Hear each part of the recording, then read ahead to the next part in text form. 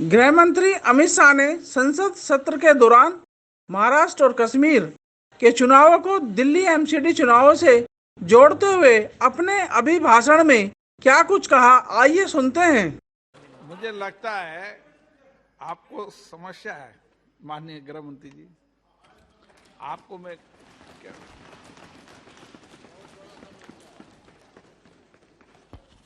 सभापति महोदय,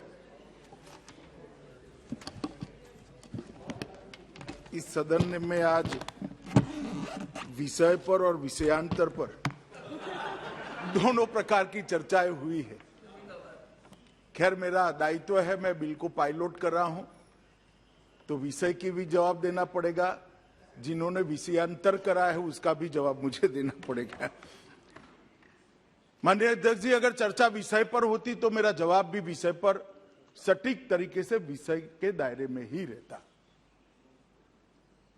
मगर ये सदन देश की सबसे बड़ी पंचायत है।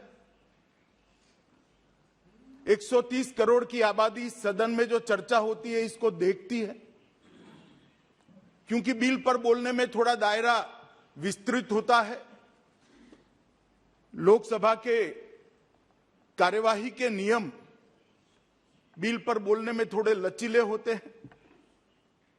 इसका उपयोग कर कर बहुत सारे सदस्यों ने ढेर सारी बातें कही है। मुझे कोई आपत्ति नहीं, सबको सब बात करने का अधिकार है। मेरा एक ही विनंती है कि मेरी बात भी जरा ध्यान से सुन ले। अभी शुरू नहीं हुए दादा, ध्यान से सुन लेना। मैं सबसे पहले जो 20 सदस्यों ने आज की चर्चा में हिस्सा लिया है, पक्ष और विपक्ष के मिलकर सभी ने अपनी अपनी दृष्टि से बिल के बारे में अपने विचार रखे हैं। मैं सभी के प्रति आभार व्यक्त करता हूं कि आपने इस बिल को इतने ध्यान से पढ़ा, इसकी गहराइयों में जाने का भी प्रयास किया, इसके साथ जुड़े हुए राजनीतिक पहलुओं को भी सोचा और अपने अपने दृष्टिकोण से अपनी अपनी समझ के हिसाब से यहां पर विषय रखने का प्रयास किया। माननीय अध्यक्ष जी, सबसे पहले एक बहुत बड़ा विषय आया, संघीय ढांचे पर अतिक्रमण का, और दूसरा राज्यों के अधिकार हम छीन रहे हैं इसका। मनीष भाई भी बोले, विपक्ष के कांग्रेस के नेता भी बोले, दादा भी बोले, कई सारे लोगों ने बोला। मैं सबसे पहले इस गृह के सामने इस विषय को स्पष्ट करना चाहूंगा कि ये विधेयक जो मैं लेकर आया हूं, माननीय अध्यक्ष जी, संविधान के अनुच्छेद 239 ए के प्रदत्त संसद की शक्तियों के अनुरूप में लेकर आया हूं। अगर किसी को पढ़ना है तो मैं पढ़ भी सकता हूं, मैं संविधान को भी लेकर आया हूं कि पुनर्स्थापित करते वक्त भी ये मुद्दे उठाए गए थे, उस मुद्दों का जवाब भी दिया गया, मगर फिर से आज ये मुद्दे उठाए गए। अनुच्छेद 239 ए 3B के अनुसार संसद को दिल्ली संघ राज्य क्षेत्र या इसके किसी भी भाग के बारे में उससे संबंधित किसी भी विषय पर, ध्यान से सुनिएगा, किसी भी विषय पर कानून बनाने का अधिकार प्राप्त है। यहां एक अलग प्रकार से बात की जाए, राज्यों के अधिकार, राज्यों के अधिकार, राज्यों के अधिकार। केजरीवाल साहब भी इसकी दुहाई देते हैं, राज्यों के अधिकार, राज्यों के अधिकार। मैं इसलिए एक शब्द पर भार दिया, किसी ने नहीं सुना, दिल्ली संघ राज्य। ऐसा विधेयक मैं महाराष्ट्र में नहीं ला सकता, ऐसा विधेयक मैं गुजरात बंगाल में नहीं ला सकता, ना केंद्र सरकार ला सकती है। मगर राज्य और संघ राज्य का अगर अंतर मालूम नहीं है तो मुझे लगता है कि ध्यान से संविधान को पढ़ना चाहिए। अभी जो मैं विधेयक लेकर आई हूं मान्यवर, वो संघ राज्य के संबंधित है, और राज्यों के अधिकार धारा 246, ये सारी चीजों का आप उपयोग कर किसको गुमराह करना चाहते हैं? मैं आपको बताना चाहता हूं माननीय अध्यक्ष जी, ये विधेयक हम बिल्कुल संविधान प्रदत्त शक्तियों के अनुरूप लाए हैं और पूर्णतया संवैधानिक विधेयक है, क्योंकि दिल्ली संघ राज्य है और संघ राज्य की किसी भी बात पर, दिल्ली संघ राज्य की किसी भी बात पर लेजिस्लेशन लाने का भारत सरकार का अधिकार, और ये अधिकार का उपयोग क्यों किया, इस पर भी सवाल उठाए गए, इस पर भी मैं बाद में जवाब दूंगा। मैं थोड़ा आगे कहता हूं कि एक बात बताई गई 2011 में ये विधेयक दिल्ली सरकार में पारित किया गया था संशोधन, और अब आप इसको कैसे अमेंड कर सकते हो या तो कैसे बदल सकते हो। संविधान के अनुच्छेद 239A3C के तहत इस देश की संसद को राष्ट्रीय राजधानी क्षेत्र दिल्ली की विधानसभा द्वारा बनाए गए किसी भी कानून को संशोधित करने का, उसके स्वरूप बदलने का या तो उसको निरस्त करने का अबाधित अधिकार है। और जो लोग हम पर आरोप करें, मैं उनको बताता हूं, ये हमारे समय में नहीं हुआ है। अधीर रंजन भी सुन ले, ये हमारे समय में नहीं हुआ है। ये संविधान के अंदर प्रोविजन ऑलरेडी है। संविधान को मेरे जैसे सादे चश्मों से दिखोगे तो दिखाई पड़ता होगा, राजनीतिक चश्मों से देखोगे तो नहीं दिखाई पड़ेगा। चश्मे साफ करने का सवाल है माननीय अध्यक्ष जी, बाकी तो बहुत स्पष्ट लिखा है और सब भाषाओं में है। जो हिंदी पढ़ते हैं उसके लिए हिंदी में है, बंगाली पढ़ते हैं उसके लिए बंगाली में है, अंग्रेजी पढ़ते हैं उसके लिए अंग्रेजी में, मराठी पढ़ते हैं उसके लिए मराठी में है, सब भाषाओं में है। हाँ, गुजराती में मैं इसी से पढ़कर आया हूं, आप पढ़कर आइए, इतना ही कहता हूं।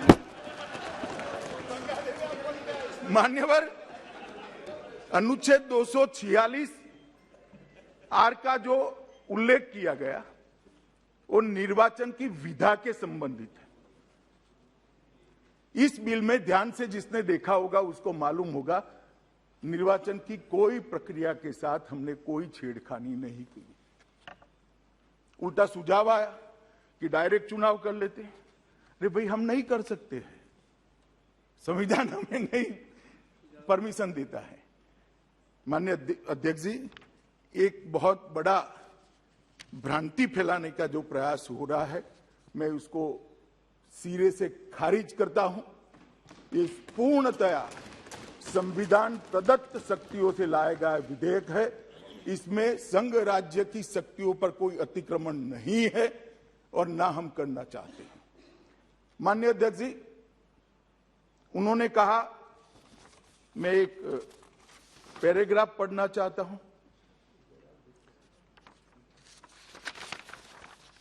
कि एक जस्टिफिकेशन था कि भाई राज्य करे।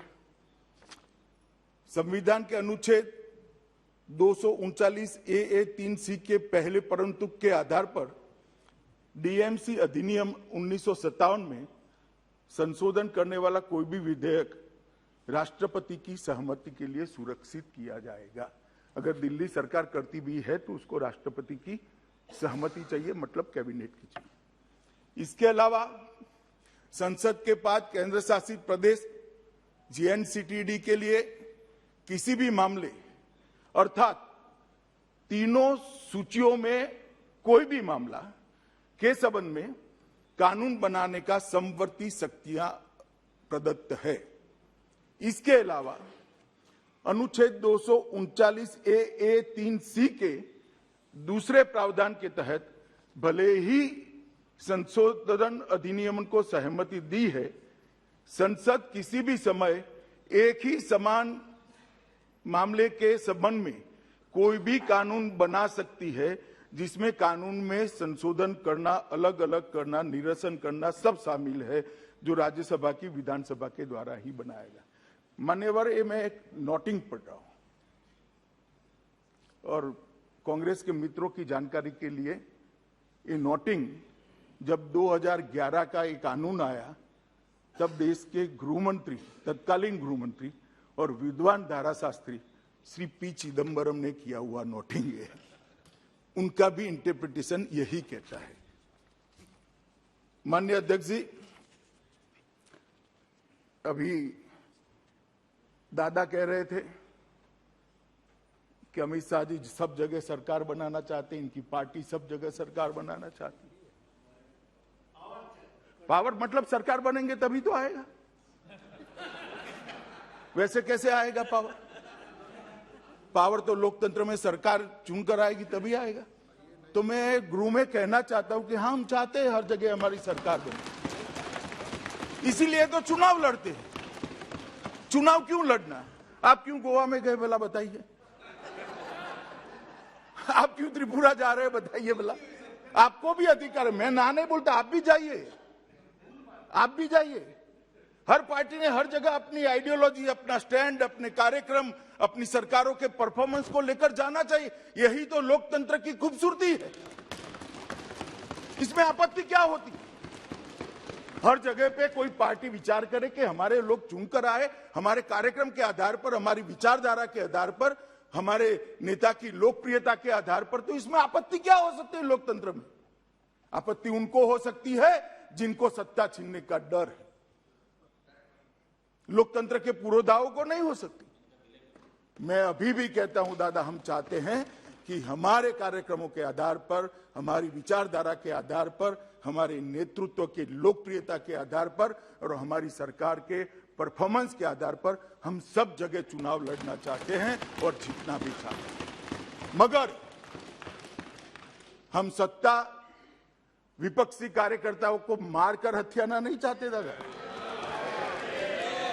सीरीज ऑफ खून कर हत्याना नहीं चाहते, कार्यकर्ताओं की पत्नियों और बहनों पर बलात्कार कर हम नहीं चाहते सत्ता लेना।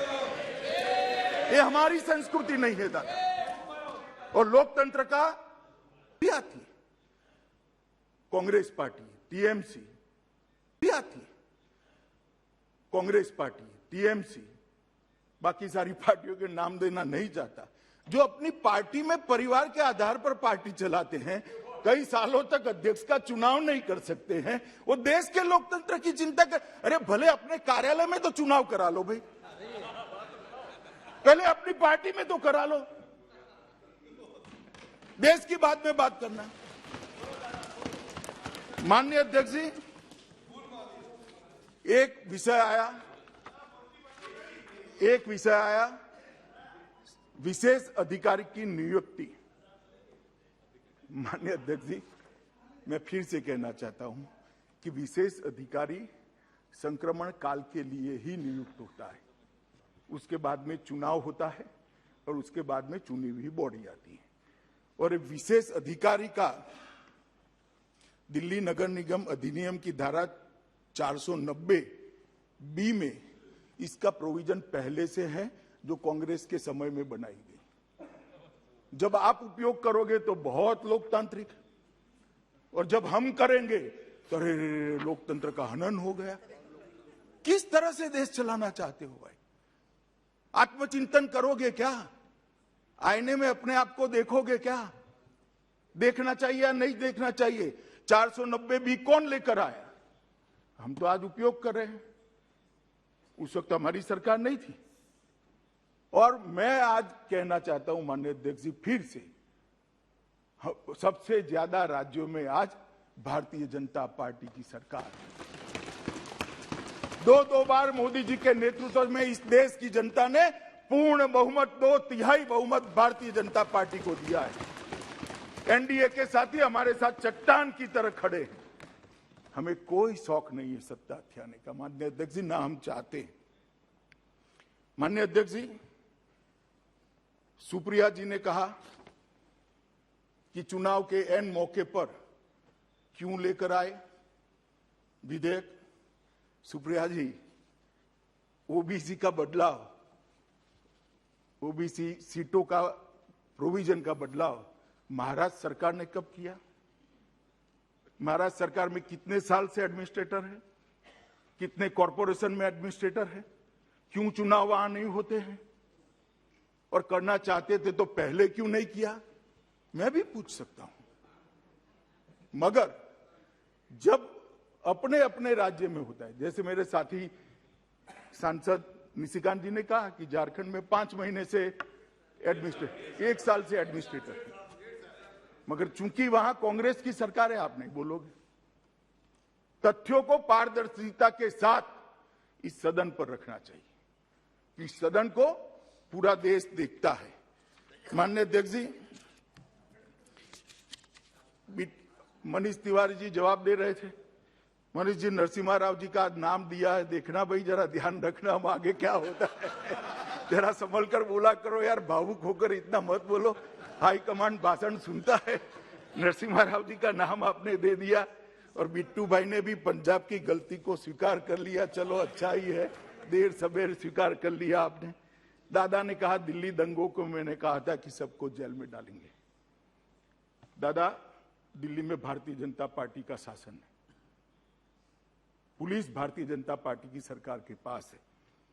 मैं सदन पर रिकॉर्ड क्लियर करना चाहता हूं, दिल्ली में अब तक 2473 लोगों को अरेस्ट कर लिया गया है, 409 चार्जशीट कर लिए गए और सिर्फ 83 लोगों की बेल हुई। 2 साल हो गए दादा, जेल में ही है, जेल में ही है। ये बंगाल नहीं है, यहां भारतीय जनता पार्टी की सरकार है। जो कानून तोड़ेगा उसको सजा। माननीय अध्यक्ष जी, कश्मीर के चुनाव के लिए भी रेफरेंस आया। मेरा भाषण सदन के रिकॉर्ड पर है, कोई भी उठाकर देख सकता है, फिर से सुन सकता है, यूट्यूब पर भी है, आप भी उपलब्ध करा सकते हो। माननीय अध्यक्ष जी, मैंने स्पष्ट कहा था कि पहले पंचायत के चुनाव होंगे, उसके बाद में डिलिमिटेशन होगा, उसके बाद में चुनाव होंगे और उसके बाद में पूर्ण राज्य का स्टेटस हम वापस देंगे। पंचायत के चुनाव हो चुके हैं, कोई हिंसा के बगैर जिला पंचायत के चुनाव समाप्त हो चुके हैं। डिलिमिटेशन समाप्त होने के कगार पर है और मैं फिर से सदन पर कहता हूं, गृह में कहता हूं कि डिलिमिटेशन होने के बाद सभी दलों से चर्चा कर हम तुरंत चुनाव कराएंगे। हमें कोई शौक नहीं है राष्ट्रपति शासन लाने। माननीय अध्यक्ष जी, एक रेफरेंस आया कि कैंटोनमेंट बोर्ड भी यहाँ है, एनडीएमसी भी यहाँ है। आपने कहा कि राष्ट्रपति भवन, प्रधानमंत्री निवास, संसद भवन सब एनडीएमसी में आता है। मुझे मालूम नहीं था, वरना मैं थोड़ा डिटेल में बताता। मेरा कहने का उद्देश्य ये था कि एक माहौल जो बनता है राजधानी का, वो सिर्फ एनडीएमसी से नहीं बनता है। और कैंटोनमेंट बोर्ड हम नहीं मिला सकते हैं। गौरव जी कहते थे अभी है नहीं, परंतु देश भर में कैंटोनमेंट बोर्ड अलग ही है। ये कोई दिल्ली की व्यवस्था नहीं है, देश भर में अलग है और कुछ कारणों से अलग रहना भी चाहिए। अगर इस पर पुनः विचार होगा और इस पर कानून बदला जाएगा तो यहां का भी होगा। हाँ, तो होता ही है, अभी चुनी हुई बॉडी ही है, वहां पर चुनाव हो, इसमें कोई आपत्ति नहीं है। और ढेर सारी कमिटियों के रिपोर्ट को यहां पर रखा गया। माननीय अध्यक्ष जी, मैं इतना ही कहता हूं कि कमिटियों को रिपोर्ट जब जब भी आए, हर सरकार ने इस पर चर्चा करी, इसकी फाइलें भी उपलब्ध है। और चर्चा के बाद ये सारे प्रश्न जो अभी उपस्थित हुए थे, ये प्रश्नों को नजर में रखते हुए ही निर्णय नहीं लिए गए, क्योंकि कमेटी की रिपोर्ट सिर्फ 3 निगम बनाना नहीं था, इसके साथ ढेर सारी चीजें थी। रेवेन्यू शेयरिंग का पावर, रेवेन्यू शेयरिंग की फॉर्मूला थी, कुछ एक्स्ट्रा अधिकार देने की बात थी। ये सारी बातों पर एक साथ अगर कोई एक पैकेज होता है तो ये 3 निगम मैं भी मानता हूं आज भी वायबल हो सकते हैं। जैसे एक रिपोर्ट में है, पहले सेल टैक्स था, जीएसटी शेयरिंग की बात है। अब एक करे बगैर हम कैसे निगम चलाएंगे? नहीं चल सकता। और देख लिया कर 10 साल तक देखा है। और जिन लोगों ने कहा कि भाई पहले क्यों डिलिमिटेशन नहीं करा, काफी सांसदों ने, 3 सांसदों ने कहा, मैं इनको बताता हूं कि एकीकरण करने के पहले डिलिमिटेशन हो ही नहीं सकता। नया यूनिट बनता है, उसके बाद में सीटों का बंटवारा होता है, वार्डों का बंटवारा होता है। डिलिमिटेशन करेंगे तो किस अधिकार के तहत करेंगे? क्योंकि निगम तो 3 अलग हैं। जब तीनों निगम एक होंगे, एक निगम होगा, उसके बाद ही डिलिमिटेशन हो सकता। और इतनी सारी चीज पर इतनी शंका करने की जरूरत क्या है भाई? देश के बहुत बड़े हिस्से पर भारतीय जनता पार्टी का शासन है, बहुत बड़े हिस्से पर है। और ये दिल्ली की 2 करोड़ की आबादी के म्युनिसिपल कॉर्पोरेशन, वहां पर भी हमारे निगम जाएंगे, आप पार्टी के नहीं जाएंगे। हमारे निगम की जब तिथि समाप्त हो जाएगी तब हमारे निगम चले जाएंगे, हमारे काउंसिलर घर पर बैठेंगे और एडमिनिस्ट्रेटर आएगा, स्पेशल ऑफिसर आएगा। सीटों का सवाल उठाया गया। दादा कहते थे कि सीटें 250 बहुत ज्यादा है। दादा मैं तो 272 से 250 कर रहा हूं, 250 बढ़ाई नहीं है, जो ज्यादा थी नहीं, मगर ज्यादा थी इसको कम कराए। पहले समझिए, कम कर रहा हूं, आप समझे ही नहीं हो बिल्कुल। मुंबई के अंदर वार्डों की संख्या 227 है। अब 2 करोड़ की आबादी वहां है, यहां पर आबादी इतनी है, हमने 250 करी है। क्या ज्यादा कर लिया? थोड़ी आबादी मुंबई से ज्यादा ही है, और आपके यहां भी 227 वार्ड है। तो सीटों की संख्या पर भी शंका करना। कहते हैं कि सीट का आंकड़ा कहां से लाए? चलो भाई, मैं मान लेता हूं कहां से लाए, मैं बताता हूं कहां से लाया। मगर 2011 में 272 कहां से लाए? ज्योतिषी को पूछकर लाए थे क्या? वो ऐसे ही एक्ट में आया था।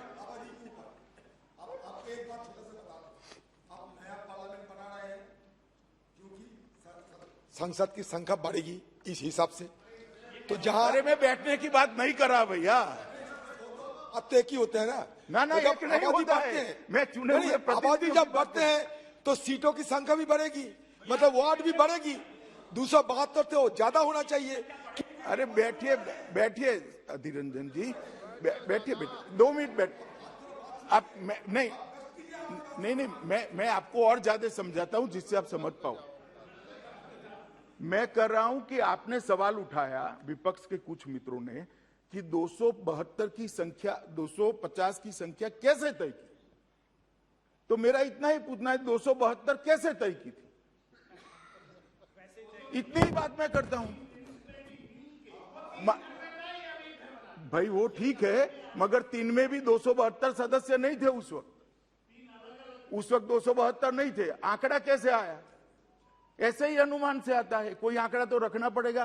परंतु हमने ऐसा किया है कि एक आइडियल एक्ट भेजा गया है, उसमें 225 की संख्या है। अगर 2 करोड़ से नीचे आबादी है, यहाँ 2 करोड़ से ज्यादा ही है, इसलिए हमने 250 लिया है। मैं जस्टिफिकेशन आपको बता देता हूं।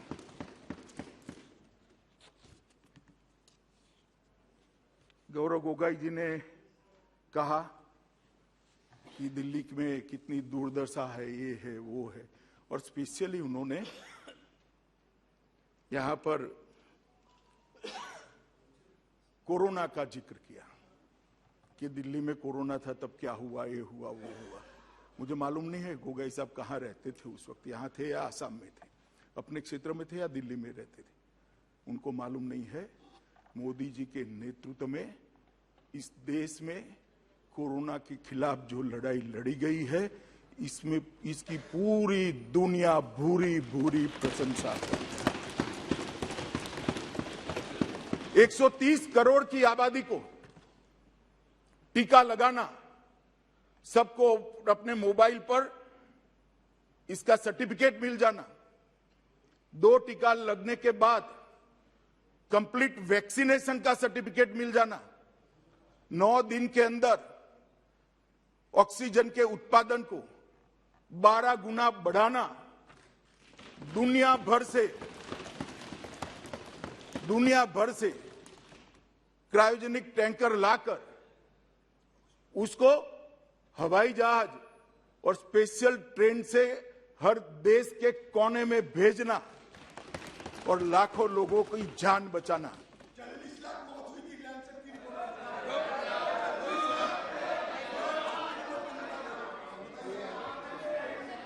माननीय अध्यक्ष जी, मैं कुछ बोलना नहीं चाहता। मैं अधीर रंजन जी को इतना ही कहना चाहता हूं कि आपकी सरकारों ने भी, मैं ही वीडियो कॉन्फ्रेंस कंडक्ट करता था, हर मुख्यमंत्री जी ने मोदी जी का धन्यवाद किया है। हर मुख्यमंत्री, इरिस्पेक्टिव ऑफ पार्टी, और मोदी जी ने भी हर मुख्यमंत्री का धन्यवाद किया है। दानिश जी, डर आपके जहन में हो सकता है, सबके जहन में नहीं हो सकता है। सब कुछ डर कर नहीं होता है। म्यूचुअल अंडरस्टैंडिंग भी होती है और प्रयासों को, विरोधियों के प्रयासों को, राजनीतिक विरोधियों के प्रयासों को भी सराहने की स्पिरिट भी होती है। और इस स्पिरिट के तहत मुख्यमंत्री जी ने भी, प्रधानमंत्री जी ने भी सभी मुख्यमंत्री को धन्यवाद किया है कि आपने बहुत अच्छा काम किया और एक बहुत अच्छे माहौल में। और ये कह रहे थे कि आप पार्टी को, गौरव भाई कह रहे थे आप पार्टी को काम नहीं करने दिया। गौरव भाई, आपको मालूम नहीं है, मुख्यमंत्री ने मेरे साथ आने के लिए मना कर दिया था। मैं गया था लोकनायक जयप्रकाश अस्पताल के अंदर, लाशों के ढेर लगे थे। उन्होंने मुख्यमंत्री सब, आप पार्टी को नहीं करने दिया बोले हैं भाई। मैं लिखता हूं ना, दिल्ली में कौन था तो आप पार्टी, मतलब नहीं, काम नहीं करने दिया। आप बैठिए, अब हो गया। अरे अधीर रंजन जी, रजिस्टर हो गया, बैठिए। लाशों के ढेर लगे थे, अंतिम संस्कार नहीं होते थे, वैक्सीनेशन का फॉर्मूला नहीं था, अस्पतालों के रेट तय नहीं किए गए थे। ये सारा मोदी जी के नेतृत्व में भारत सरकार ने किया, क्योंकि हम मूक दर्शक बनकर नहीं बैठ सकते। और हमने कहीं पर नहीं किया, जिक्र निकाल दिया तो मुझे बोलना पड़ा, क्योंकि गुरु का जो रिकॉर्ड है वो सालों सालों तक रहता है, अजरा अमर होता है। आने वाली पीढ़ियां इसको पढ़ती है, इसलिए मुझे बोला। इतने सारे भाषणों में, चुनावी भाषणों में, कोई प्रेस इंटरव्यू में मैंने आज तक कभी नहीं कहा, मगर यहां पर इसलिए मुझे बोलना पड़ता है कि इसका एक रिकॉर्ड बनता है। माननीय अध्यक्ष जी, हमें कहा गया कि चुनाव से डरकर हमने ये बिल लेकर आए। भाई, हम तो डरे नहीं है चुनाव से। सुनिए ना, सुनिए, अधीर रंजन भी बोले। नहीं, मैं आपको कह ही नहीं रहा हूं, कहा गया ऐसा कर बोला। चुनाव से डरने का स्वभाव हमारा नहीं है। चुनाव में हार जीत होती रहती है, तो इसी का निरीक्षण कर रहा हूं। सुनिए ना, मगर मैं चुनाव से डरकर कैसे काम होता है वो बताता हूं। इंदिरा जी का चुनाव इलाहाबाद हाई कोर्ट ने निरस्त कर दिया। उसके बाद रातों रात जिस प्रधानमंत्री को इस सदन में वोट देने का अधिकार नहीं था, वो प्रधानमंत्री ने देश भर के सारे लोकतांत्रिक अधिकार छीनकर इमरजेंसी डाली। इसको डर कहते हैं, इसको डर कहते हैं। लोकसभा की मियाद 1 साल बढ़ा दी, इसको डर कहते हैं। और सुनिए, अभी सुनिए ना, सुनिए।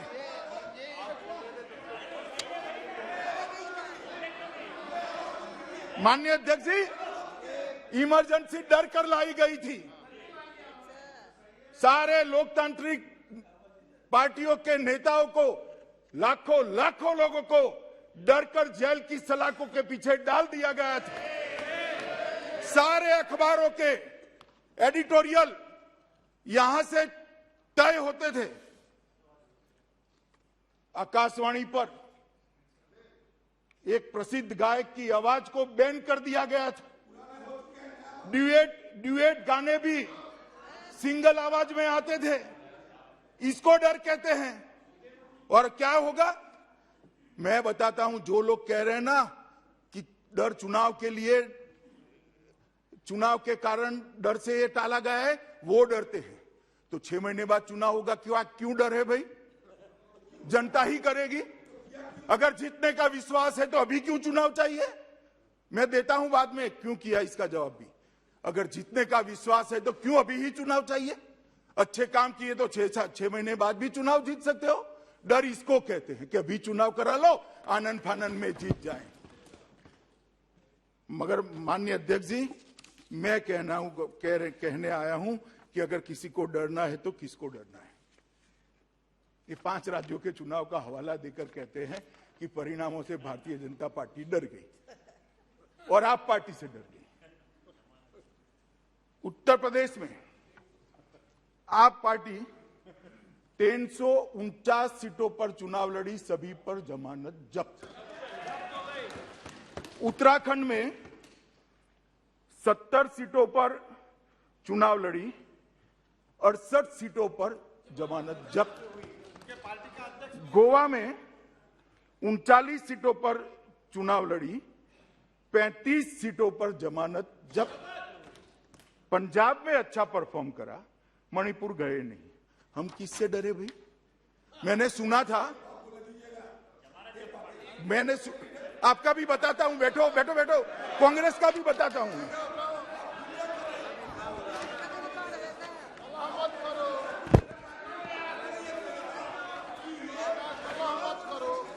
माननीय अध्यक्ष जी,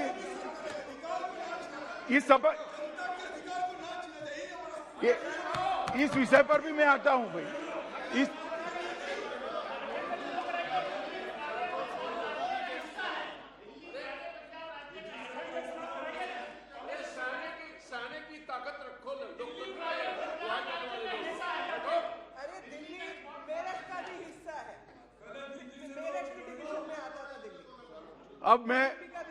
अब मैं सुनिए ना, कांग्रेस पार्टी के काफी सांसद बोले डरना।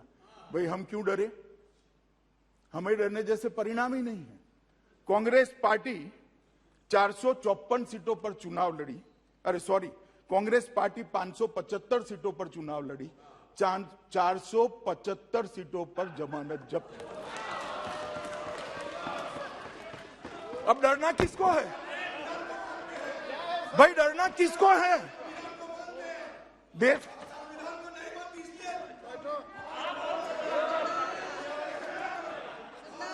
माननीय अध्यक्ष जी, भारतीय जनता पार्टी के कोई कार्यकर्ता को डरने की जरूरत नहीं है।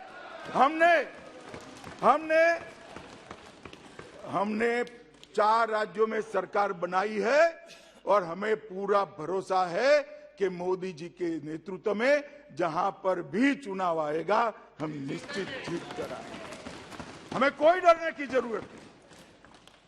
और भाई मैं आपको बताना चाहता हूं, हम तो जब 2 थे तब भी नहीं डरते थे, अब तो 302 है। और यहां से उस वक्त तंज कसे जाते थे, मैं नाम नहीं बोलूंगा नेता का वरना पॉइंट ऑफ ऑर्डर उठाएंगे, मगर तंज कसे जाते थे।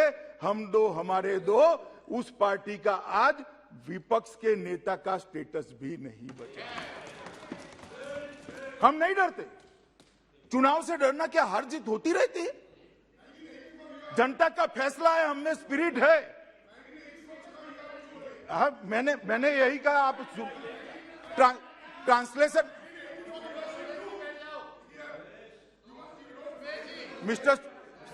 मिस्टर सुरेश, मैंने ये ट्रांसलेशन मोड पर रखिए, आप ट्रांसलेशन मोड पर रखिए।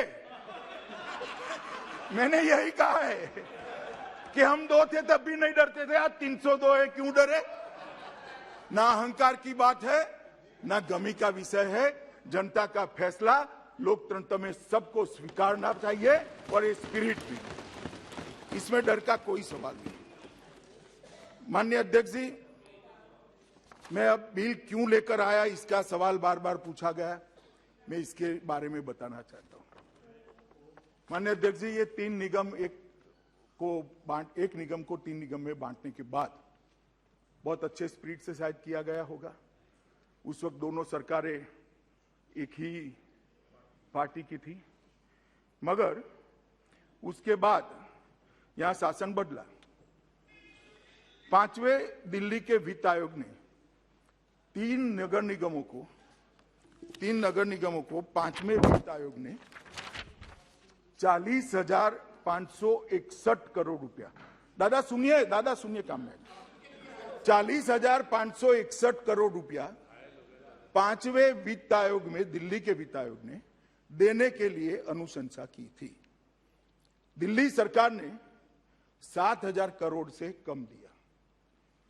मैं फिर से रिपीट करता हूं, 40,561 करोड़ रुपया वित्त आयोग की सिफारिश थी कि तीनों नगर निगमों को आबादी के प्रोरेटा में दिया जाए सिविक सर्विस अपग्रेडेशन के लिए।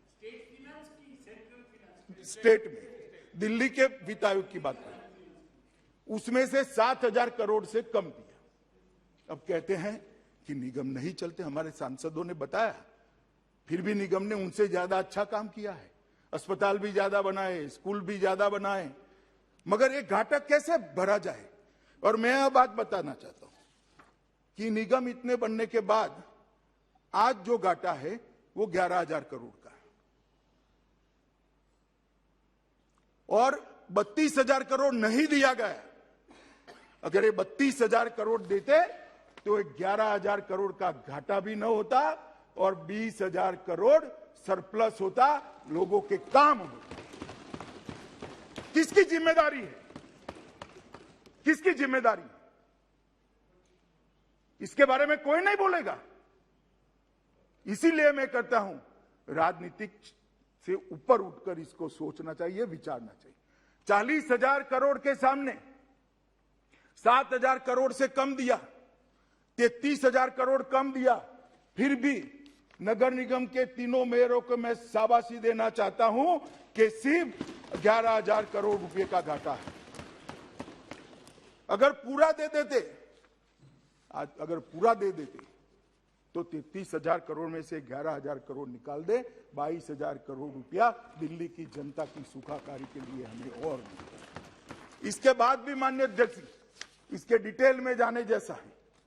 5वें वित्त आयोग की सिफारिश की बात छोड़िए, इसके बाद राजधानी क्षेत्र दिल्ली सरकार ने महत्वपूर्ण अनुशंसाएं जो नगर निगम ने कर भेजी, ऋण माफी, शिक्षा क्षेत्र व्यय की पूर्ण प्रतिपूर्ति, स्वच्छता पर व्यय के लिए वित्त पोषण, जो दादा कह रहे थे सीवरेज का, बकाया ऋणों पर ब्याज दर को दिल्ली सरकार कम करे, एक भी सिफारिश नहीं मानी, एक पैसा ज्यादा नहीं दिया।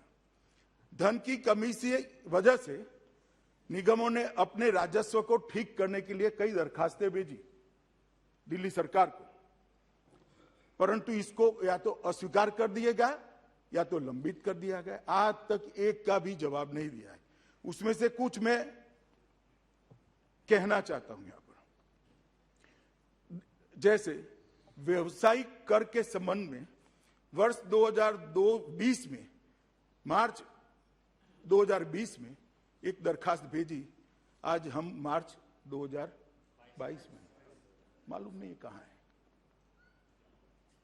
पंजाब से शायद आ गए हैं, अब करे तो करे।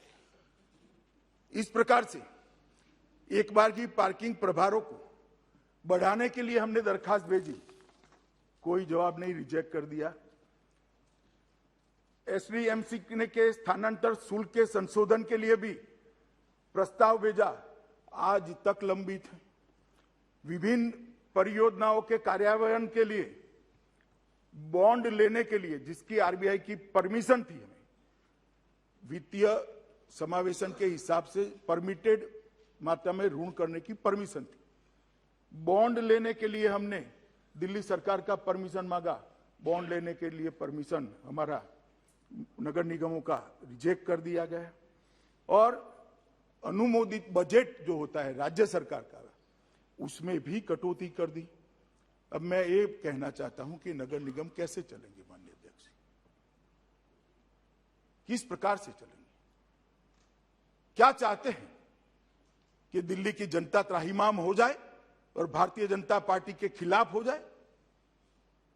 जो ऐसा सोचते हैं उनको मैं कहना चाहता हूं, सत्य को कभी कोई ढक कर नहीं रख सकता। हजारों सूर्य की तरह दीप्यमान होकर बाहर आ झूठ लंबा नहीं चलता, झूठ के पैर नहीं होते, टिक नहीं पाएगा झूठ। हमारी आज चर्चा हुई, हमारे सांसदों ने जो कहा है, जो मैं कह रहा हूं, क्या दिल्ली के वासी नहीं सुनते होंगे, हिसाब नहीं मांगेंगे? और मैं समझ सकता हूं कि दिल्ली सरकार के पास कमी हो सकती है, 30,000 करोड़ की कमी, तो फिर एडवर्टाइज के पैसे कहां से आते हैं? इतनी सारी नियुक्ता अपने कार्यकर्ताओं की असंवैधानिक तरीके से कहां से होती? अगर राजनीति ही करनी है तो देश के फेडरल स्ट्रक्चर को हम नहीं तोड़ रहे हैं, जो तोड़ रहे हैं वो आपके साथ बैठे हैं, हम नहीं तोड़ रहे हैं। क्या किस फेडरल स्ट्रक्चर की डेफिनेशन इसको जस्टिफाइड करेगी कि आप नगर निगम का आर्थिक रूप से गला ही घोंट दोगे? इस तरह से कोई सहन नहीं कर सकता। मैं इतना ही कहना चाहता हूं, डेफिसिट इसलिए है कि हमें संसाधन बढ़ाने से भी रोका गया, हमारे अधिकार के संसाधन दिए भी नहीं है। और मान्यवर दादा ने कहा कि सब अच्छा चल रहा है तो फिर क्यों इकट्ठा कर रहे हो? दादा और अच्छा करने के लिए कर रहे हैं। अच्छा करने का संतोष नहीं होना चाहिए, अच्छा ही चल रहा है। हमारे सांसदों ने जो कहा है, एक एक चीज रिकॉर्ड पर है, परंतु इससे भी अच्छा हो सकता है, इसलिए मैं हम करना चाहते हैं। माननीय अध्यक्ष जी, एकीकृत नगर निगम करने से 3 मेयरों की जगह 1 मेयर होगा, 75 समितियों की जगह 25 समितियां होगी, 3 म्युनिसिपल कमिश्नर की जगह 1 म्युनिसिपल कमिश्नर होगा, 3 मुख्यालय की जगह 1 मुख्यालय होगा। निर्णयों में समानता रहेगी, एकरूपता रहेगी।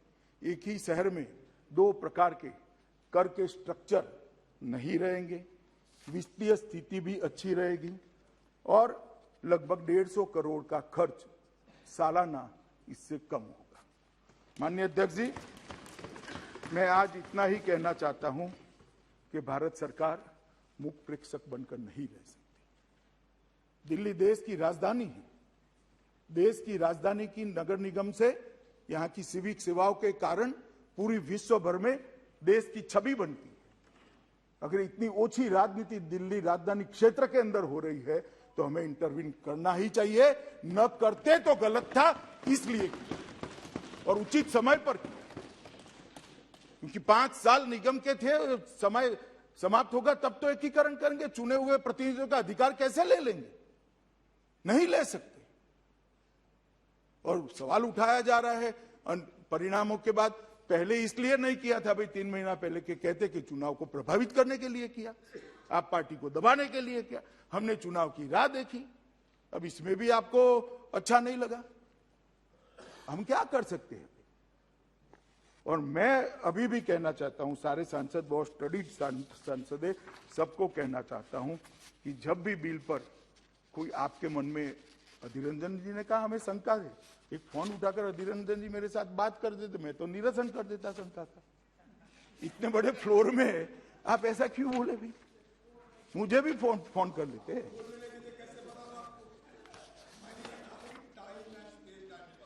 मैं टाइम का ही जस्टिफिकेशन दिया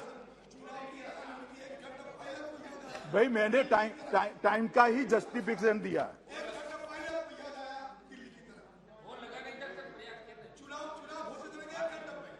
अरे भाई, ये वो प्रेस कॉन्फ्रेंस ही ये घोषणा करने की थी, आप उसको चुनाव की समझ बैठे। ये वो प्रेस कॉन्फ्रेंस ही ये घोषणा करने की थी।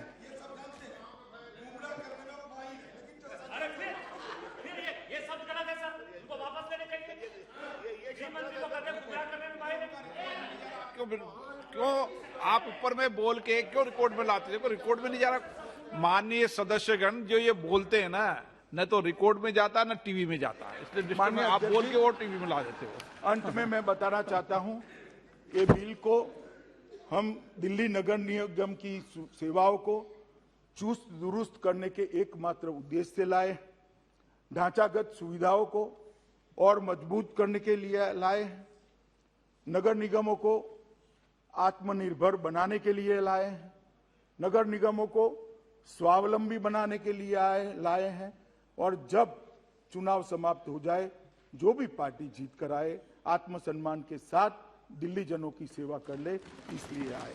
अतः मैं सभी लोगों को निवेदन करूंगा कि पक्षापक्षी से ऊपर उठकर इस बिल को सर्वानुमत से आप लोग सहयोग दीजिए, ऐसा मेरा आप सभी से निवेदन है।